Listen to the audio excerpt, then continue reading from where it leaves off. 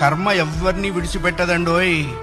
ఒకవేళ భగవంతుడైనా కాస్త ఎక్స్క్యూజ్ చేస్తాడు, కొంచెం కన్సెషన్ ఇస్తాడు, కొంచెం ఎగ్జంప్షన్ ఇస్తాడు.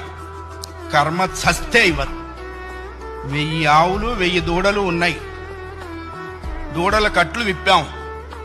ఏ దూడ దాని దగ్గరికి వెళ్ళి దాని తల్లి దగ్గరికి వెళ్ళి సరిగ్గా ఆగుతుంది. కర్మ కూడా అంతే. అవశ్యం అనుభోక్తవ్యం కృతం కర్మ శుభాశుభం. వండిన అన్నం తినలేకపోవచ్చు, చేసుకున్న కర్మని అనుభవించక తీరదు. చాలా మంది కొన్ని అనవసర మాటలు మాట్లాడుతుంటారు. బ్రతకదలుచుకోలేదు, చచ్చిపోదాం అనుకుంటున్నా. చావుడేటువంటిది ఏదో ఏటీఎం కార్డు పెట్టంగానే డబ్బులు వచ్చినంత ఈజీ అనుకుంటాడు. నువ్వు అనుకోంగానే చచ్చిపోతే నువ్వు చేసిన కర్మ అంతా ఎవడు అనుభవిస్తాడు? కర్మానుభవం అనుభవించడం కోసమైనా అది నిన్ను బ్రతికిస్తుంది.